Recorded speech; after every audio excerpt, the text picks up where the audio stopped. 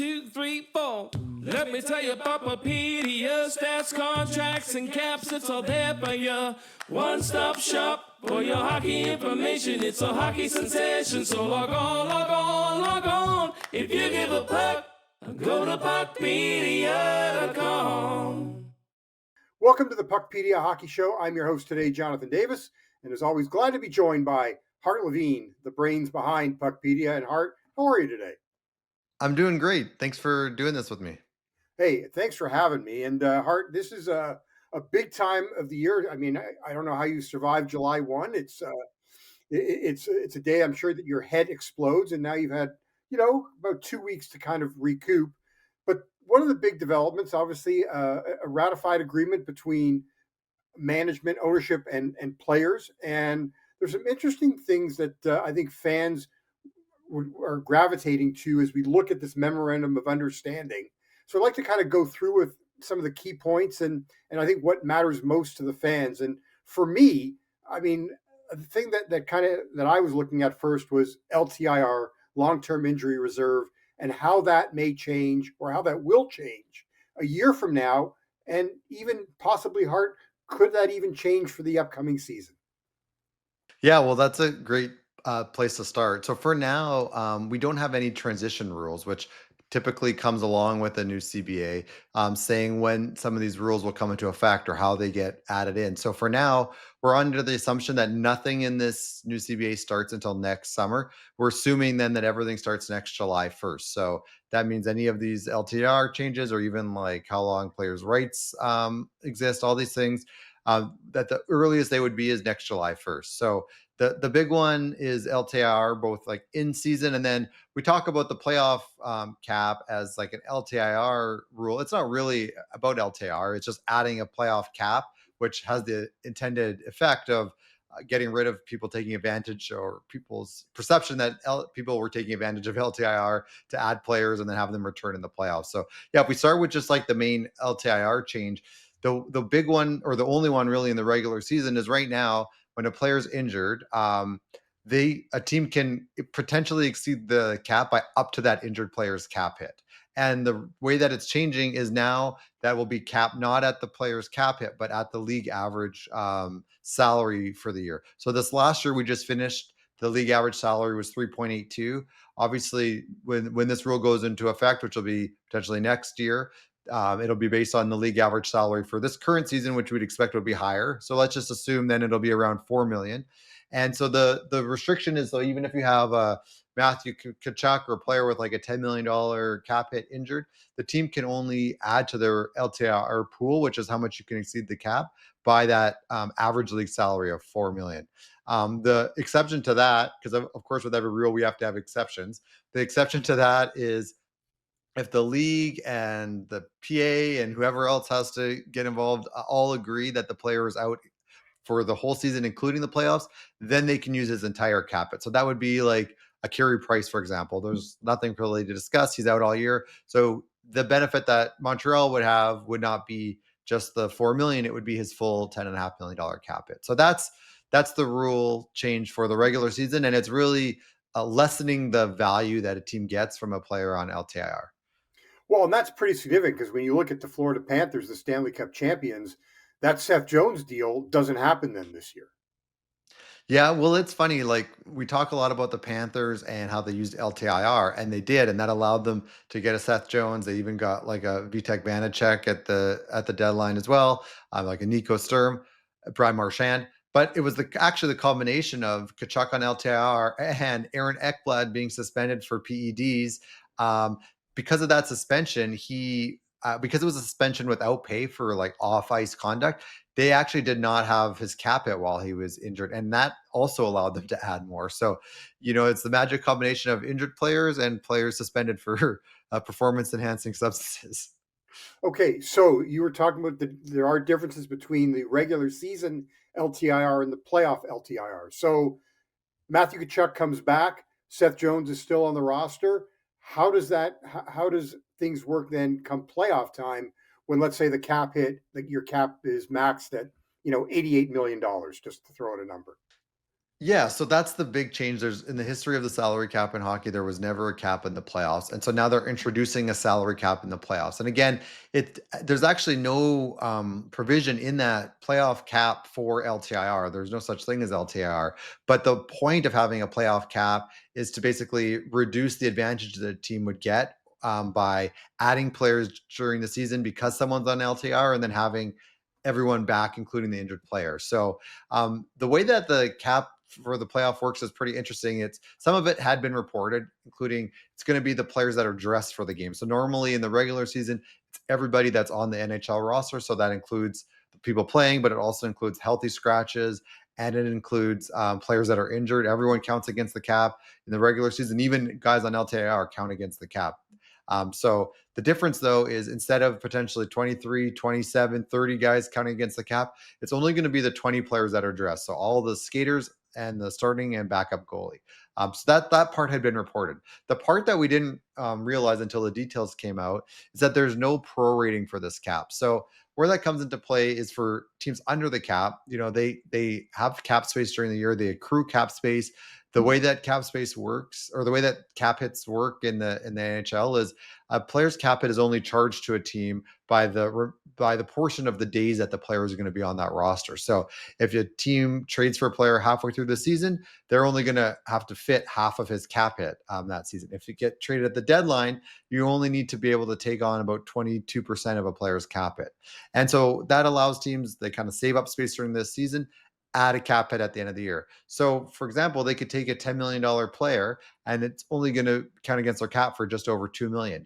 But now for this playoff cap, actually, there is no prorating. So a $10 million player, even though he only got charged to the new team for just over $2 million at the deadline, they need to have space under this playoff cap calculation for his full $10 million.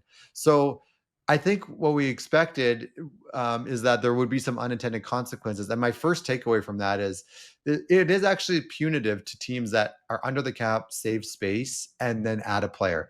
It does accomplish the goal of it. It does make it so teams are less able to have players on LTR, add players during the season, and then have the injured player come back. So it is a kind of taken away that advantage. But it's, I think, an unintended consequence is now there's a disadvantage for teams that save up cap space and take a cap hit just with a little bit of the season left. Now they have to have room on this playoff cap for the whole 100%. So that was like a element that I was interested in seeing, and I was quite surprised that that's how it's calculated.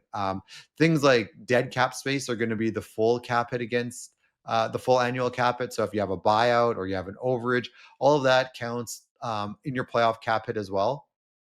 Then the other interesting part of it, which I wanted to see how it would work, is there's no cap charge for players that are traded away during the year. So let's look at that Seth Jones example. Florida carried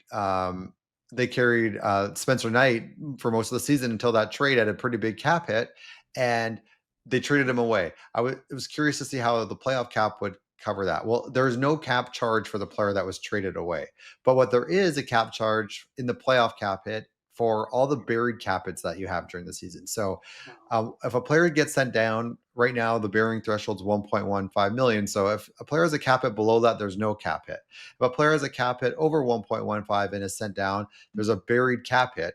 And that would be the amount over and above that amount.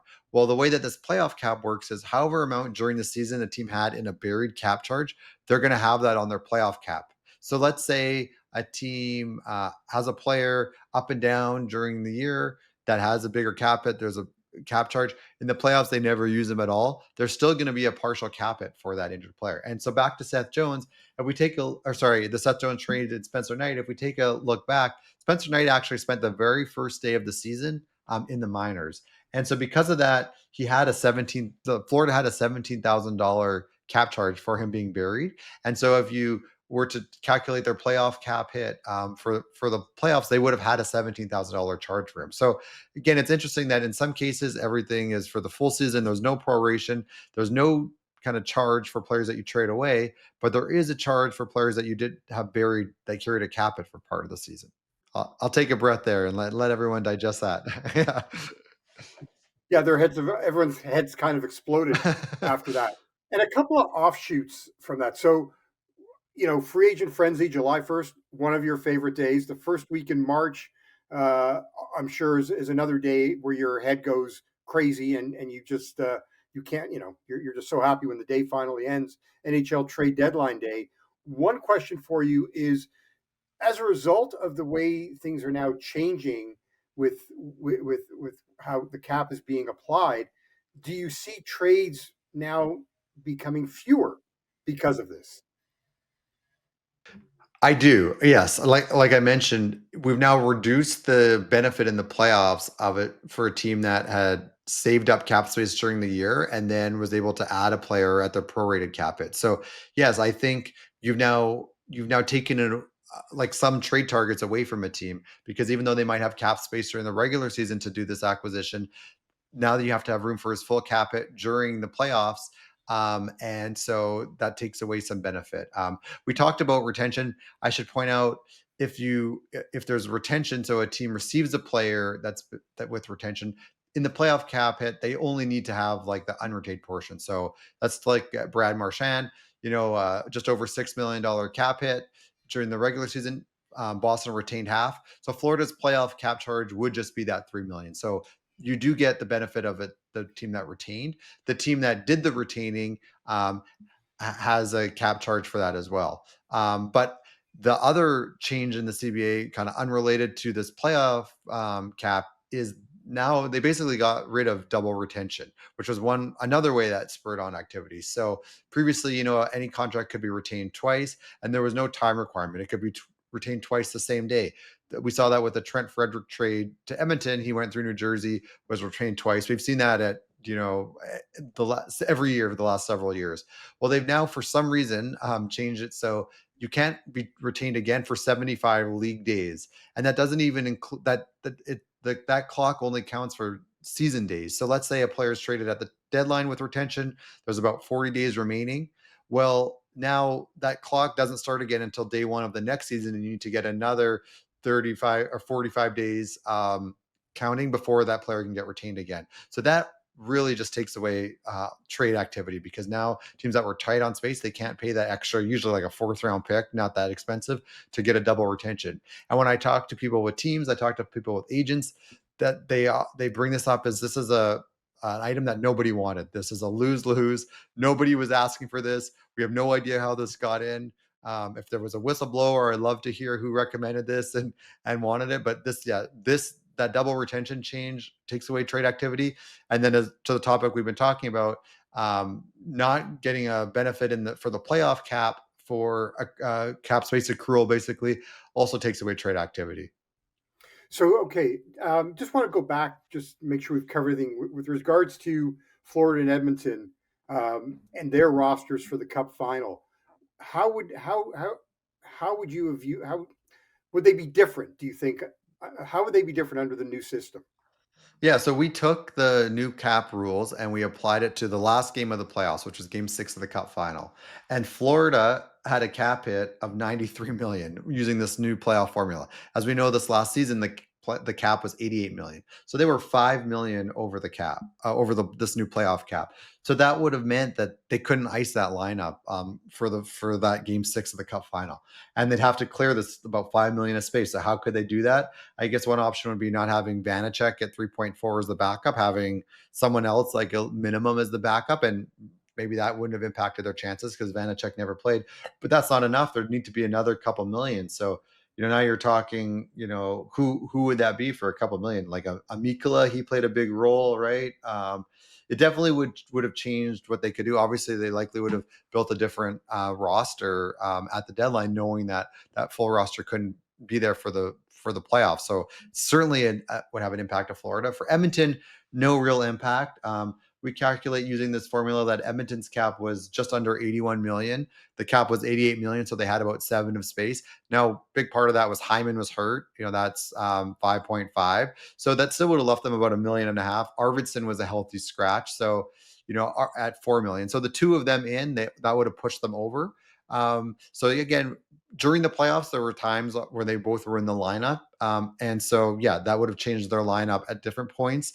But you're talking about a guy that was scratched on and off, and Arvidsson, maybe he just would have had to been scratched the whole playoff. So certainly an impact to both teams, but I think a significant impact, obviously, with Florida when you look at just the numbers and how this playoff cap works. So all the Florida haters are all really excited right now because they're Feel for the hatred, yeah. yeah. One other thing that kind of also caught my eye as regards to roster and movement, Hart, is the fact that if I heard correctly, if you get sent down, there's no more paper transactions and players being sent to the minors. Is that correct? Yeah, well, this is one part where again, this is an MOU, memorandum of understanding. It's not the full CBA, and there will be some differences when they write a full CBA. We should point out too, in 2020 they made an MOU, and they just like never bothered to actually write a new CBA, and so it was just governed by the MOU. Well, it sounds like this time they're going to actually write a CBA, and so some of these rules could get tweaked or expanded. That's one that's written in a very hard to understand way in the MOU, and it talks about. Basically the player sent down must play a game, but it talks about also if they're going to count for a day on the roster. So we're still seeking some clarification, but the way it's been reported and discussed, yes, it does sound like if a player sent down, he must play a game. And there's a couple places where that makes the biggest impact. One is for LTIR. You can check on the site. We have articles about how teams set their LTIR roster, but it involves making roster moves to get the roster kind of optimized to capture the most LTIR possible. And so, right at the start of the season, when teams set LTIR, or at points in the season when they're going to set LTIR, they're doing these roster moves. And yes, a paper transaction there or not being allowed could impact that. The next time often is at the trade deadline. Players have to be in the minors on deadline day, at least for like a minute in the past, to qualify for the AHL playoffs, basically. And so teams send guys down, call them right back up. Again, I wouldn't be surprised if this is tweaked in the actual CBA, because I'm not sure if that's what they meant. But as of the way that it's written and we kind of interpret it now, I guess teams couldn't do that. If they sent players down on deadline day because they want them to be eligible for the AHL playoffs, they'd have to play a game in the minors before coming back up. And then that leads into what's called the recall rule, another small change. You can only call up 4 guys after the deadline unless it's for an injury. They've now adjusted that to five guys, so you could actually have one extra recall post deadline. Sometimes teams, end up being short because of the cap. Talk about the roster emergency exception. Yeah, so this was a change that I hadn't seen reported anywhere at all. So I'm, like Christmas for me, I get this new MOU and I'm digging, looking through things, and I took a step back, like, whoa, I didn't expect this. So just to recap and bring people up to speed again, the way that it currently works is if a team does not have sufficient cap space to put out a full ice a full lineup of the 20 players, they have to play short for one game, and then they can use this emergency exception. They can call up a player that the current rules is the league minimum plus 100,000. So right now that would be $875,000. They can call them up, and they do not carry a cap hit while they're still needed. But as soon as the team has sufficient cap space because someone got healthy, they have enough healthy bodies, then they have to send that player down. Well, this is really changing in a pretty significant way. On the one hand, they're making it a little easier to call someone up because now, instead of the league minimum plus 100,000, it's the league minimum plus 375, which is also that same bearing threshold. So right now that would be 1.15 million, and that's going up obviously as the league minimum increases. So now there's a bigger pool of players you can call up for that emergency exception. But what's different and more complicated is it's not for free anymore. Now it actually uses up all your available cap space. So let's say you only have room for 500,000. Well, that instead of you just getting to save that 500,000, now that you get a charge for one day worth of that $500,000 cap it. So you're basically chewing up all your available cap space. Plus, the difference between the cap hit of the player you called up and that cap space is actually going to be an overage charge for the next season. So a cap charge to the next season. So again, let's say you had $500,000 of cap space. After you play one game short, you call up $1 million player. Now that difference of 500,000 that you didn't have room for you'll be charged for that next season prorated for how many days that was in effect. So again, it's kind of like two sides to it. You're able now to call up guys with a higher cap hit, but you're actually going to get a cap charge in the current season, and you'll have a cap charge in the following season. And I think they anticipated teams maybe trying to be cute and saying, you know what, we'll just keep playing short, and we don't want to use up that cap charge. Well, that's not allowed. Whether you call up the guy or not, there's a cap charge after you play short for the game. So yeah, that'll be interesting to see. Maybe with the cap being so much higher, we won't see as many teams so tight to the cap, and it's less of an issue. But the last number of years, we've seen many teams dipping into this emergency exception and having to use it, and so now it's quite a bit more punitive. Hart, I kind of feel like people are telling the GMs, guys, you're making dumb trades. No more trades anymore. Like, it's just everything that you're sharing with me and our viewers and listeners. It just sounds like they're trying to limit roster movement. And well, like back to like why, like Yeah, people like that drives interest on our site, your show that you do on Sirius, right? Like that's what people are interested in. And again, talking to people, they have arguments about who won the CBA. The consensus seems to be the owners got some concessions and the players got a little bit, but not very much. But then there's a couple things like, well, who wanted this? And this is a lose-lose. So yeah, I think the deferral rules, the double retention rules, limits movement, the way this playoff cap is calculated, some of those nuances limits movement. I think this exception change is more about like punishing teams for not giving themselves enough cap space. I think it's about, we've been giving you a little bit of a get out of jail free card, and we want it to be more painful if you play that card. So, again, it just more complications, makes it a little bit harder for a fan to follow what's happening, what their team can do. I mean, on PuckPedia, we have lots of calculations. We'll figure it out and we'll get it calculating on the site, and you can go there and see it. But if you want to really understand what's happening and where all these different cap charges come, we've added another layer of complexity. And one of the things I think why fans are interested in the NHL salary cap compared to like other leagues is the NHL salary cap for the most part has been pretty straightforward. You take that guy's average compensation, that's how much they count against the cap. The cap is X amount, you add them all up, and that's the cap space, right? I mean, there's obviously nuances, but that's basically it. You get into other leagues like the NFL and NBA and baseball, it's very complicated with all kinds of rules and exceptions and the way that the cap's calculated. And I always, when people ask me about that, I would always say, well, it's just because hockey's cap is the newest one and it hasn't had time yet to get more complicated. Well, we're seeing as time goes on, it gets more complicated, and you get more rules to counteract other rules. And yeah, we're starting to get that way where it's a little bit less digestible for fans, unfortunately. yeah. What happened to the KISS principle, Hart? Keep it simple, stupid. That's we try to live that way every day. Yeah, on PuckPedia. So this summer, this off season, we've seen Jonathan Toews comes back, incentive laden deal. Brent Burns has an incentive laden deal. Talk about just the performance bonus eligibility situation, and how that will look moving forward.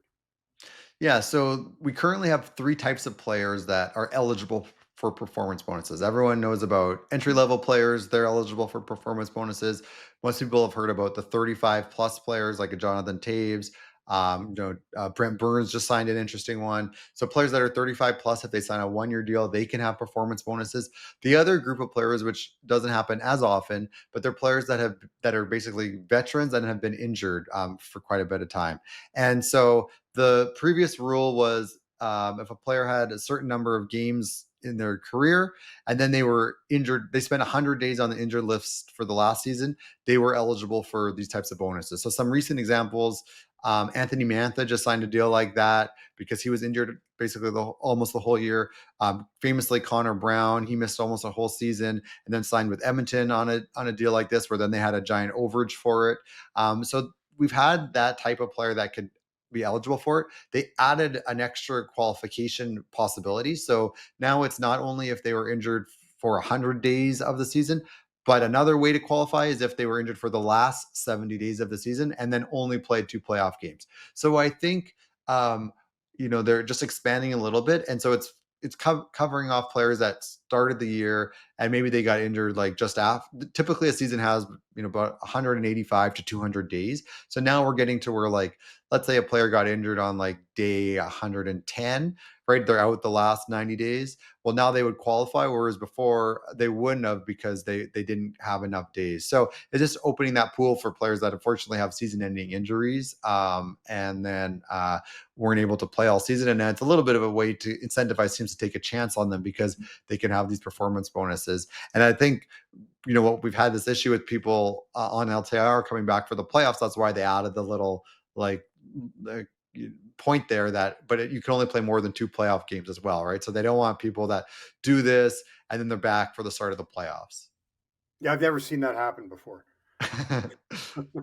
uh, I'm curious. One thing that I like with the NBA is that trying to keep your own free agent. You're allowed to go over the cap when you sign one of your own guys. Has that ever been a discussion in the NHL? I think, well, as Alan Walsh always calls it, the triple hard cap. That's like one of the things they don't want teams exceeding the salary cap, right? So they allow teams to exceed the salary cap by using LTIR. Now they've lessened the benefit of that, um, and I think, yeah, that's an obvious thing would be to do something like that. But I think that's an area where the owners will put a hard line and not want to do it. A few years ago, agent Kurt Overhart wrote like a public memo recommending something like that as well. It certainly allows teams to retain their talent, and you want to have that retention and building the connection to players. But I don't see that happening anytime soon. If you look at the CBA, the players won very little, right? And almost every rule change was to the benefit of the owners. So I just don't see like why that pendulum would swing so far the other way that players would win something like that.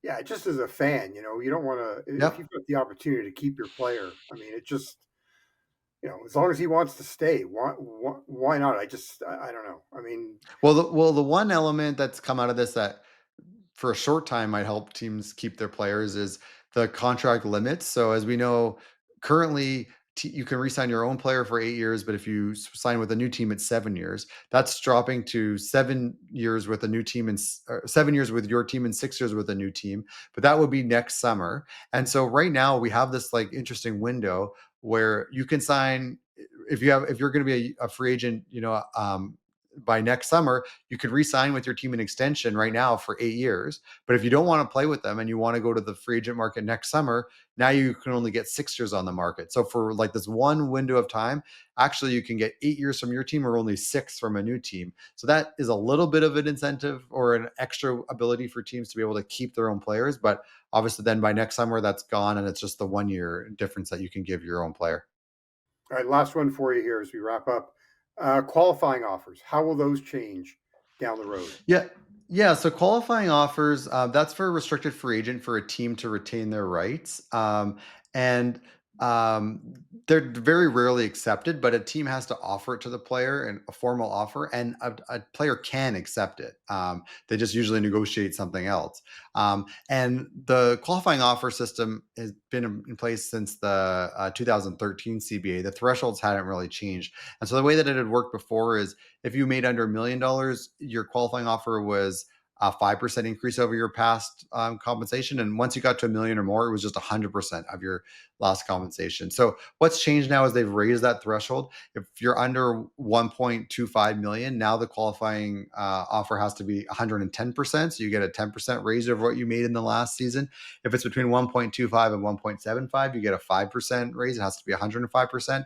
And then 100 or 1.75 million and over, now it's the 100%. So it's a way to get the players, basically making under 1.75 an automatic raise each year if the team wants to keep them. And again, a player could accept it or just something to negotiate off of.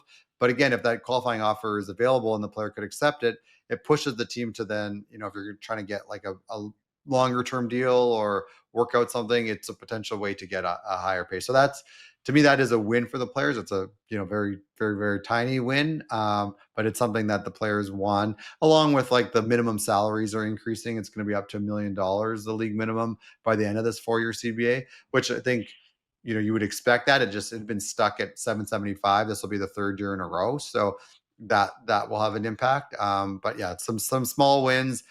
Which I guess, like in most people's jobs, they get an increase or minimum wage increases at some point, and so that's happening with qualifying offers and the league minimum. There's going to be an increase to it now. All right, I'm going to sneak one last one in for you. What's the more enjoyable day or the less painful day? Trade deadline, free agent frenzy. Oh, that's a good question. Well, what's nice about the deadline is like once the buzzer goes and all the trades of that are in, we know that, there's a queue of teams that have to get their trades processed and it gets announced after. But like once that's all done, you're just like done. There's nothing left to do. From that point on through the rest of the regular season, there's not a lot of roster moves. There's a little bit each day, but not nearly the same volume. So it's nice of that little bit of like a confirmed break, and you can let your guard down. With free agency, it's a crazy day, and then there's signings, the subsequent days, and every day now, even if there's not a big one, we're going to see some signings. There could be a trade, so you have to stay on your toes. But in terms of like the actual day, I like free agency day more. There's a lot more action. You have a lot, when you look on PuckPedia, since July 1st, there's been 226 signings for just about $1 billion in contracts. So yeah, I think on July 1st this year we had about 150 or so signings. So it's a lot more action, a lot more happening. Yeah, so I think as a day I like that, but in the aftermath, it's nice from the deadline to know that the buzzer goes and everyone's done. Hart, you've earned a vacation. Although yes, there are still some guys that are out there. Jack Roslovic, a free agent waiting for a new home, and some guys that have the ability to sign new contracts who are up next year. So I know the phone is going to be glued to you, I'm sure, and that only makes the wife really really happy. But enjoy your summer, and thanks for the time.